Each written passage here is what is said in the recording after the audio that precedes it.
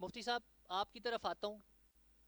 سورہ قدر کا پس منظر کیا ہے اور اس کی تفصیل کے بارے میں تھوڑی سی رہنمائی کیجیے گا کہ یہ رات فضیلتوں والی ہے، طاق راتوں کے اندر اس کو تلاش کرنے کا کہا گیا ہے.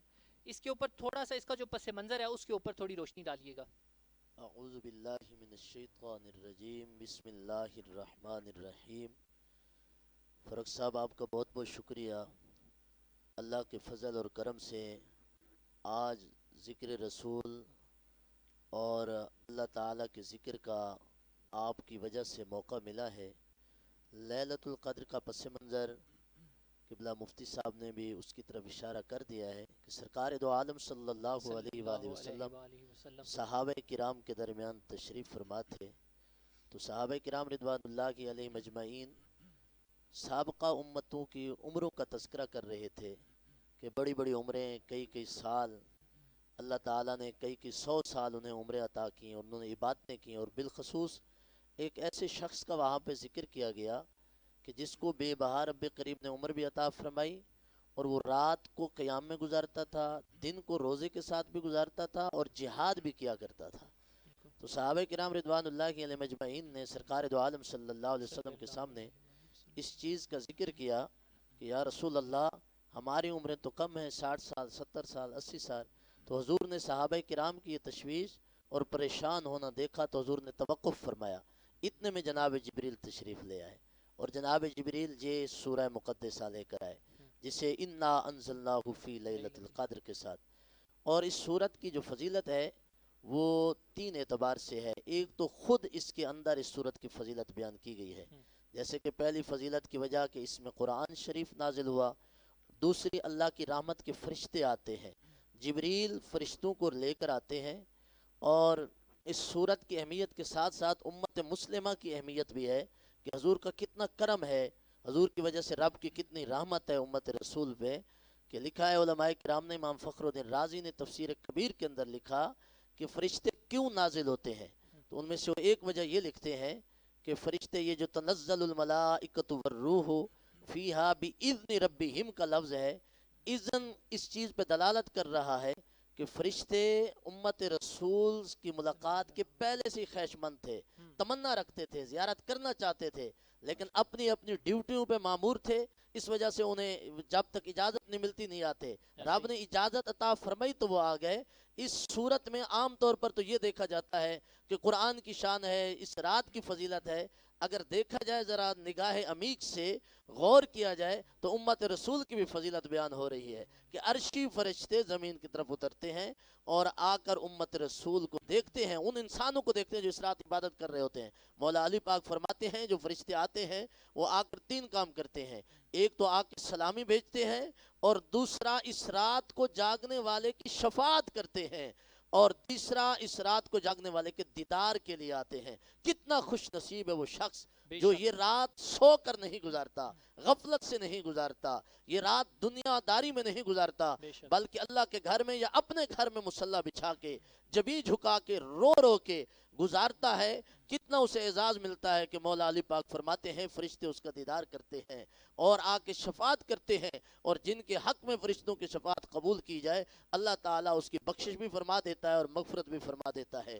سرکار دو عالم چونکہ وقت کی بھی بتایا گیا ہے، تو دوسری اس کی جو آپ بتا رہے تھے اس کی نسبت کیا ہے، اس رات کو قرآن پاک سے نسبت ہے کہ قرآن پاک اس رات کے اندر نازل ہوا، تو اللہ تعالیٰ نے اس رات کا یوں تذکرہ کیا انا انزلناہ فی لیلۃ القدر، بے شک ہم نے اس کو لیلۃ القدر میں نازل کیا۔ تم کیا جانو لیلۃ القدر کیا ہے؟ 1000 مہینوں سے بہتر ہے۔ لیکن جاگنے کا معنی کیا ہے کہ فقط جاگیں، اللہ اللہ کریں اور پھر دوسرے دن ہم اپنے آپ کو بدلنا نہیں۔ اس شب قدر اسی کو ملتی ہے جو اپنے آپ کو سچے دل سے توبہ کر کے بدلنے کا ارادہ کر دیتا ہے۔ بس مختصر سے وقت کے لیے ایک حدیث قدسی لیتا ہوں کہ سرکار دو عالم صلی اللہ علیہ وسلم فرماتے ہیں کہ رب ارشاد فرماتا ہے من طلبنی فقد وجدنی ومن وجدنی فقد عرفنی ومن عرفنی فقد احبنی ومن احبنی فقد عاشقنی ومن عاشقنی فقد قتلتہ ومن قتلتہ فعلی دیتہ الا فانا دیتہ ان فی جسد آدم مدغۃ وفی المدغۃ فؤاد फुआद वफिल फुआद क़ल्ब वफिल क़ल्ब रूह वफिल रूह सिर्र वफिल सिर्र खफिय्युन वफिल खफिय्य अख़फ़ा वफिल अख़फ़ा अल्लाह। फरमाया जो अल्लाह को तलब करता है, जिसके दिल में ये तिलाश होती है कि मुझे कुर्ब खुदा मिल जाए, तो वो कुर्ब खुदा को पा लेता है। और फरमाया जिसे कुर्ब खुदा मिल जाता है, वमन वाजदनी फ़क़द आरफ़नी, उसे मारिफत इलाही हासिल हो जाती है। वमन आरफ़नी फ़क़द अहब्बनी, और जिसे अल्लाह की मारिफत हासिल हो जाती है तो वो महबूब खुदा बन जाता है। वमन अहब्बनी फ़क़द आशकनी, और जिसके सीनों में मोहब्बत आ जाती है फिर वो इश्क़ इलाही तक पहुँच जाता है। वमन आशकनी फ़क़द क़तलतुहु, और फरमाया जिसमें इश्क़ रसूल इश्क़ इलाही आ जाता है वो अपनी मैं को ख़त्म कर देता है। उसका जीना मरना अल्लाह की रज़ा के लिए होता है। असल इस रात का मकसद ये है, जो मैं को ख़त्म करके सच्चे दिल से तौबा करके रजू इल्लाह कर लेता है, वो समझ लें कि शब कदर को पा लेता है। शब कदर की बाबरकत सातों के अंदर मुफ्ती हजरात हमारी और आपकी रहनुमाई फरमा रहे हैं। मुफ्ती डॉक्टर मोहम्मद नवीद साहब, आपकी तरफ आऊँगा। शब कदर की रात की फजीलत जैसे मुफ्ती कराम हजरात ने बयान की कि बड़ी बरकत, बड़ी सातों वाली रात है, इसकी निस्बत और फजीलत के ऊपर आप भी थोड़ी रोशनी डालिएगा कि कितनी निस्बत और कितनी फजीलत इस रात को हासिल है, और इस रात के अंदर कौन सी ऐसी ख़ास इबादत हैं जिनको करने के बारे में हुक्म दिया गया। बिस्मिल्लाहिर्रहमानिर्रहीम। फ़रक साहब बहुत शुक्रिया।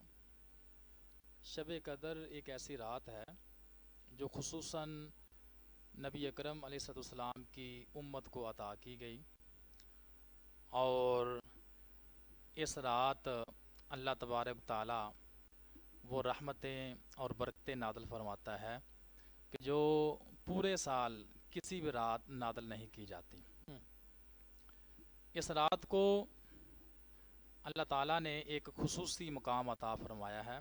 बेशक हुज़ूर अलैहिस्सलाम ने इसकी फ़जीलत के हवाले से फ़रमाया कि जिसने ईमान और एहतिसाब के साथ शब कदर को इबादत की, उसके पिछले सारे के सारे गुनाह माफ़ कर दिए जाएंगे। और इस रात में कौन सी दुआ मांगनी चाहिए, एक रवायत में आता है, हज़रत सैयदा उम्मुल मोमिनीन आयशा सिद्दीक़ा रज़ियल्लाहु ताला अन्हा इसकी राविया हैं कि हुज़ूर ने फरमाया कि अगर आप ये रात पा लें तो फिर ये दुआ मांगे, अल्लाहुम्मा इन्नका अफ़ुव्वुन तुहिब्बुल अफ़्वा फ़अफ़ु अन्नी या गफ़ूर। ये दुआ हदीस पाक में ज़िक्र की गई है कि इस रात कसरत से ये दुआ मांगी जाए। इसमें अल्लाह तबारक ताला से अपने गुनाहों की माफ़ी के हवाले से तज़किरा किया गया है, ज़िक्र किया गया है। और इसके अलावा और कौन कौन सी इबादत की जा सकती हैं? इबादत बहुत सारी हैं। नवाफिल अदा किए जा सकते हैं, कुरान करीम की तिलावत की जा सकती है, दुरूद पाक पढ़ा जा सकता है। लेकिन सबसे जो बेहतर चीज़ है इस रात में वो ये है कि अगर इंसान की नमाज़ें क़ज़ा हो चुकी हैं ज़िंदगी में, तो इस रात नवाफिल पढ़ने की बजाय बेहतर ये है कि उन नमाज़ों की क़ज़ा की जाए जो नमाजें उससे अपनी ज़िंदगी के अंदर मिस हो गई हैं। अफजल ये है कि वो नवाफिल अदा करने के बजाय उन नमाज़ों को क़ज़ा अपनी फ़र्ज़ नमाज़ों की क़ज़ा करे। जी, उसकी वजह ये है। मुफ्ती साहब यहाँ पर अगर मैं गलत नहीं हूँ, माज़रत के साथ आपको इंटरप्ट करूँगा, नाज़रीन की रहनुमाई के लिए भी बता दें कि जो दुनिया के अंदर जब हमारे ऊपर नमाज फ़र्ज़ हो जाती है और हमसे नमाज कज़ा हो जाती है या नमाज रह जाती है, हम नमाज अदा नहीं कर पाते, यानी अगर नमाज फ़र्ज़ होने का हुक्म आ गया और हमने 10, 15, 20 साल इसी तरह गफलत में गुजार दी और नमाज की अदायगी नहीं कर पाए, तो जब अब पता तो है कि माफ़ी नहीं है, नमाज के बारे में पूछ है, नमाज अल्लाह की तरफ से फ़र्ज़ की गई है और दिन में 5 दफ़ा मौज़न बुलवाता है कि आओ अल्लाह के घर की तरफ। जब इस तरह की रातों, जिस तरह लैलतुल कदर हो गई, शब कदर हो गई, शब मेराज हो गई, इस तरह की रातें अल्लाह ताला की तरफ से अता की जाती हैं, अल्लाह ताला की तरफ से मगफिरत और बाबरकत सातों वाली रातें हमें अता की जाती हैं, तो आप ये कह रहे हैं कि इनके अंदर अफजल है कि हम नवाफिल अदा करने के बजाय अपनी क़ज़ा नमाज़ों की क़ज़ा, अपनी फ़र्ज़ नमाज़ों की क़ज़ा करें, वो नमाजें जो हमसे अपनी ज़िंदगी के अंदर मिस हो गई हैं। तो मुफ्ती साहब, जो फ़र्ज़ नमाज़ों की क़ज़ा है इस दिन के अंदर करता है, تو اس کا فرض نماز کی قضا کا ثواب ہوگا یا اس دن کی مناسبت سے اس کی فضیلت اور برکت کا بھی ثواب ہوگا؟ بہت اچھا سوال کیا آپ نے. جو انسان سے نمازیں رہ گئی ہیں اس رات اگر وہ ادا کرے گا تو یقینی بات ہے کہ اس کے ذمے جو فرض تھا وہ تو اس کی ادائیگی کر رہا ہے. ہو گئی، بالکل ہو گئی. لیکن اللہ تبارک و تعالیٰ کی بارگاہ سے امید ہے کہ اس رات اس نماز کی ادائیگی کی وجہ سے اللہ تبارک و تعالیٰ اس کو پہلے سے زیادہ ثواب عطا فرمائے، کیونکہ یہ عبادت ہی کر رہا ہے. بے شک. چے جائے کہ وہ سابقہ نمازوں کی قضا کر رہا ہے لیکن ہے تو عبادت. تو اس کا جو ثواب ہے اور اس کی جو فضیلت ہے وہ اسی حدیث کے تحت آئے گی کہ جس نے اس رات ایمان اور احتساب کی نیت سے جاگ کر عبادت کی، اللہ تبارک و تعالیٰ اس کے سابقہ سارے گناہوں کو معاف فرما دے گا. ٹھیک ہے مفتی صاحب، آپ کی طرف آتا ہوں. شب قدر کو مخفی کیوں رکھا گیا ہے؟ اس کے اوپر تھوڑی سی روشنی ڈال دیجیے گا کہ شب قدر کو مخفی رکھا گیا ہے، اس کی وجہ کیا تھی؟ بسم اللہ الرحمن الرحیم، نحمدہ ونصلی ونسلم علی رسول الکریم، اما بعد. بسم اللہ الرحمن الرحیم. فاروق بھائی، میں سب سے پہلے آپ کی پوری ٹیم کا شکریہ ادا کرتا ہوں کہ رمضان شریف کے ان مقدس ایام میں جن لمحات میں سانس لینا بھی ثواب ہے اور اللہ تعالیٰ کی رحمتوں کا نزول ہو رہا ہوتا ہے. اللہ تعالیٰ کی رحمت چھما چھم برس رہی ہے بے شک. اور اللہ کی رحمت آواز دے رہی ہے، میرے بندے میری بارگاہ میں آ کے جھک جا. اور میری بارگاہ میں آ کے جھک کے ایک بار بندہ کہہ دیتا ہے یا رب، وہاں 70 بار آواز آتی ہے یا عبدی، میرے بندے بول چاہتا کیا ہے. اس مقدس رات کی فضیلت کے حوالے سے آپ نے فرمایا، جس طرح بعض مفتیان کرام نے فرمایا بھی ہے کہ یہ تو امت مصطفیٰ کا اعزاز ہے کہ اللہ کریم نے یہ قدر والی اور عظمت والی رات امت مصطفیٰ کو عطا فرمائی ہے. اس سے پہلے رب نے کسی اور امت کو یہ رات عطا نہیں فرمائی، اور اتنی شان والی رات. اب یہ دل میں سوال پیدا ہوتا ہے کہ دیکھیں، راتیں تو باقی بھی اللہ تعالیٰ کی ہیں، دن تو باقی بھی اللہ تعالیٰ کی ہیں، بے شک ایسا اور ہی ہے. یہ ایک رات اتنی عزت والی اور شان والی کیوں ہے؟ تو اللہ کریم اپنی محبت اور پیار کے لیے کچھ دن اور کچھ راتیں مختص فرما دیتا ہے، یعنی کچھ جگہوں کو رب العالمین اپنی محبت کے لیے مختص فرما دیتا ہے. جس طرح ہم یہاں نماز پڑھتے ہیں تو ایک نماز کا ثواب ہے، وہی نماز اگر ہم مکہ شریف جاتے ہیں، حرم شریف کے اندر جا کے پڑھتے ہیں، نماز ایک پڑھتے ہیں مگر وہاں ثواب 1,00,000 کا دیا جاتا ہے. مصطفیٰ کریم کے روضہ انور کے سامنے جا کے نماز پڑھتے ہیں، نماز ایک پڑھتے ہیں مگر ثواب 50,000 کا دیا جاتا ہے. اللہ کریم اپنی رحمت اور محبت کے لیے کچھ راتیں، کچھ دن اور کچھ جگہوں کو مختص فرما دیتا ہے. جس طرح آپ نے فرمایا کہ امت مصطفیٰ کا یہ اعزاز ہے، اللہ کریم نے یہ رات عطا فرمائی ہے، اور اس رات کو مخفی تب رکھا گیا ہے کہ تاکہ امت مصطفیٰ جستجو کرے، یعنی اللہ کریم نے اپنی رضا کو اپنی اطاعت کے اندر مخفی رکھا ہے تاکہ میری اطاعت کرو گے، میری رضا حاصل کر لو گے. اللہ کریم فرماتا ہے کہ میرا بندہ، اگر اللہ کریم فرما دیتا کہ ایک رات رب کی بندگی کرنی ہے تو امت مصطفیٰ وہ ایک رات کرتی، لیکن میرے مصطفیٰ کریم نے فرمایا کہ نہیں، تلاش کریں گے تو جستجو پیدا ہوگی، کیا پتہ 21ویں ہوگی، 23ویں ہوگی. تو اللہ کریم کی بارگاہ میں بندہ مومن آ کے جھکے گا. اللہ کریم کی بارگاہ میں جھکنا، دیکھیں یہاں تو یہ ہوتا ہے نا کہ اگر بندہ ساری زندگی کسی محکمے کے اندر کام کرتا ہے، لیکن اگر ساری زندگی وہ اچھے کام کرتا رہے، ایک خطا ہو جائے، ایک غلطی ہو جائے نا، تو محکمے والے کہتے ہیں کہ یہاں سے نکل جاؤ، ایک غلطی کر لی ہے. مگر یہاں ہمارے دنیا کے اندر یہ قاعدہ اور قانون ہے. اللہ کریم کے ہاں قاعدہ اور قانون کیا ہے؟ اگر پوری زندگی بھی گناہ کرتے رہے نا، 40 سال بھی گناہ کرتے رہے، ایک بار آگے عرض کر دی مالک آج پردہ رکھ لے، آج کے بعد گناہ نہیں کروں گا، اللہ کریم فرماتا ہے میرے بندے میری بارگاہ میں آجا، میں تیری ساری خطاؤں کو معاف فرما دیا ہے. میرے مصطفیٰ کریم کی بارگاہ میں ایک شخص لایا جاتا ہے کہ یا رسول اللہ صلی اللہ علیہ وسلم، آقا یہ بندہ اپنی والدہ کا نافرمان ہے، اور میرے کریم آقا نے فرمایا کہ لکڑیاں جمع کی جائیں. اب لکڑیاں جمع ہو گئیں، لکڑیوں کو آگ لگائی گئی. میرے سرکار نے فرمایا کہ اس کو اٹھاؤ اور آگ کے اندر پھینک دو. جب صحابہ کرام نے یہ منظر دیکھا، میرے مصطفیٰ کریم نے فرمایا صحابہ دیکھ رہے ہو؟ صحابہ دیکھ رہے تھے، اور میرے نبی نے فرمایا کہ اس بندے کو اٹھاؤ آگ کے اندر پھینک دو. تو جو اس نوجوان کی جو والدہ تھی، اس کی چیخ نکل گئی، اللہ کے رسول یہ میرا نافرمان تو ضرور ہے مگر میں یہ گوارہ تو نہیں کر سکتی کہ میرا بیٹا اور آگ کے اندر چلا جائے. میرے نبی نے فرمایا صحابہ دیکھا ہے؟ عرض کی جی یا رسول اللہ دیکھا ہے. میرے نبی نے فرمایا صحابہ یہ ایک ماں کا پیار ہے جو یہ گوارا نہیں کرتی کہ میرا بیٹا آگ کے اندر چلا جائے. کائنات کا رب 70 ماؤں سے بڑھ کر اپنے بندے سے پیار کرتا ہے. اور اللہ کریم فرماتا ہے میرے بندے میری بارگاہ میں آ کے جھک جا.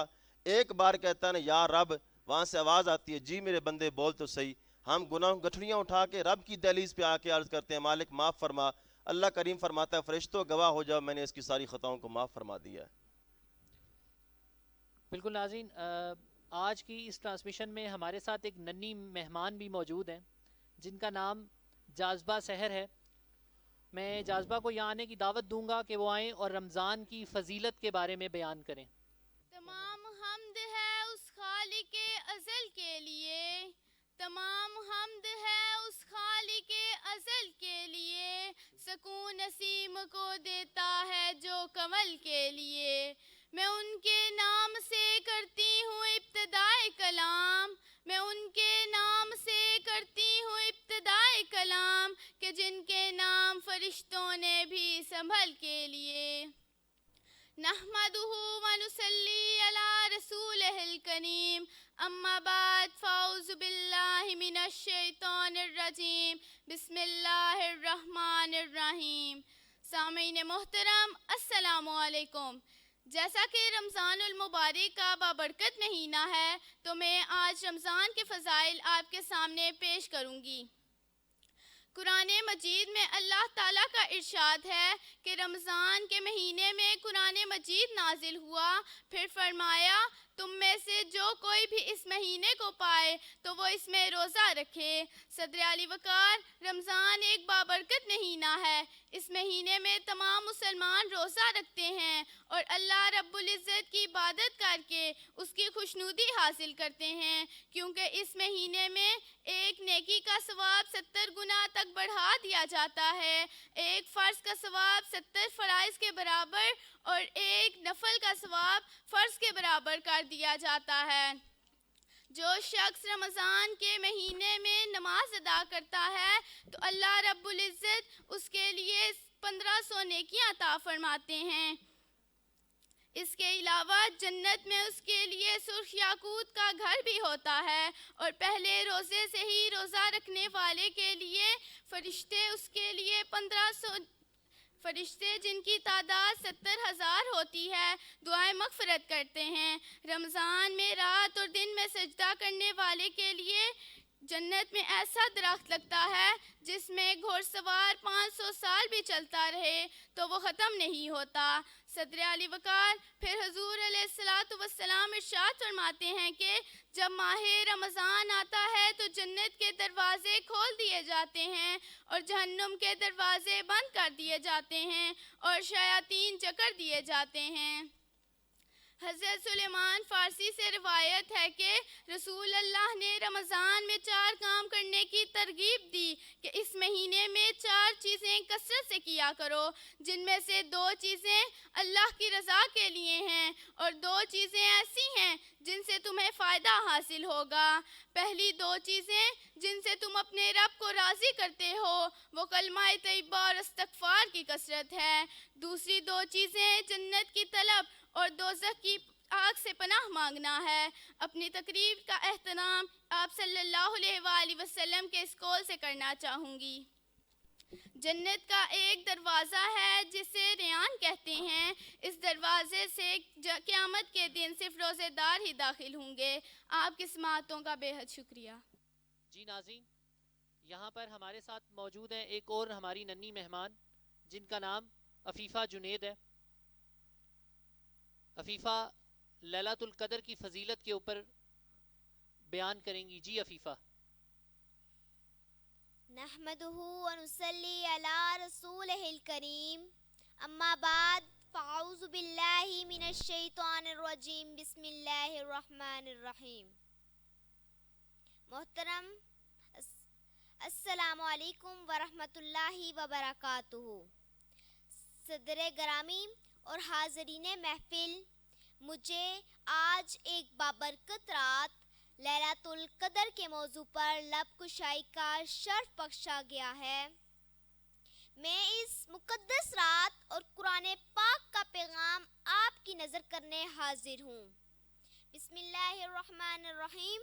इन्ना अंज़लनाहु फी लैलतिल क़द्र वमा अदराका मा लैलतुल क़द्र लैलतुल क़द्रि खैरुम मिन अल्फि शहर तनज़्ज़लुल मलाइकतु वर्रूहु फ़ीहा बिइज़्नि रब्बिहिम मिन कुल्लि अम्र सलामुन हिय हत्ता मतलइल फ़ज्र। अल्लाह सुब्हानहु व तआला इस सूरत मुबारका में इरशाद फरमाता है कि हमने कुरान मजीद को शब कदर में उतारा। और शब कदर क्या है? शब कदर 1000 रातों से ज़्यादा अफजल है। आसमान से तमाम फरिश्ते हज़रत जिब्रील अमीन अलैहिस्सलाम के साथ अपने खुदा की हुक्म की तामील में तुलुए फजर तक अपने रब की सलामती लेकर आते हैं। तुम क्या जानो शब कदर क्या है, कैसी रात लोगो? तुम क्या जानो शब कदर क्या है, कैसी रात लोगो? 1000 साल से बेहतर है ये नूर की बरसात लोगो। शब कदर का इनाम लोगो, शब कदर का इनाम लोगो। जो मांगना है मांग लो लोगो। तफरके में ना पड़ो, तफरके में ना पड़ो, अल्लाह की रस्सी मजबूती से थाम लो मोमनो। जनाब सदर, अगर गौर किया जाए तो रमजानुल मुबारक का पूरा महीना ही खैर और बरकत का महीना है। इसके पहले अशरे में रहमत, दूसरे में मगफिरत और तीसरे में जहन्नुम से आज़ादी की नवीद सुनाई जाती है। आप सल्लल्लाहु अलैहि वसल्लम ने फरमाया, जिस शख्स ने शब कदर को क़याम किया ईमान और सवाब की गर्ज से, इसके पहले तमाम गुनाह माफ कर दिए जाएंगे।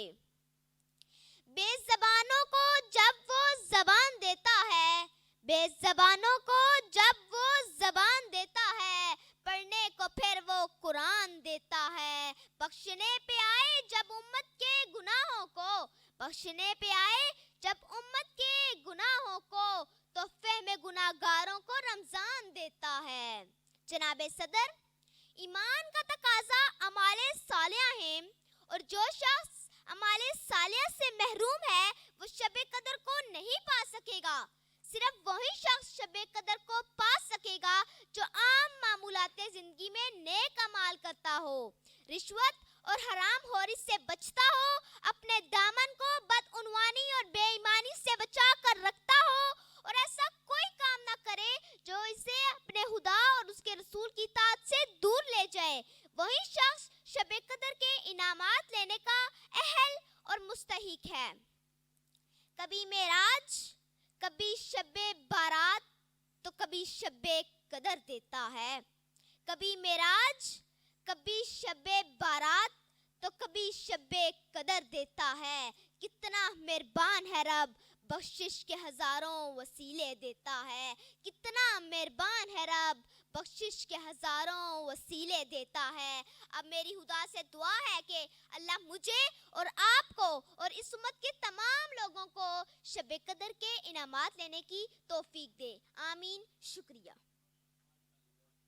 लैलतुल कदर की इन बाबरकत सातों में मेरा और आपका साथ जारी रहेगा और मुफ्तियान हजरात भी हमारे साथ इस ट्रांसमिशन के साथ जुड़े रहेंगे। यहाँ पर चलते हैं एक छोटे से ब्रेक की जानिब, और जब ब्रेक से वापस आएंगे तो अपनी ऑडियंस से सवाल व जवाब का सिलसिला शुरू करेंगे। चलते हैं एक छोटे से ब्रेक की जानिब। शान अल्लाह की शान है ये अर्श का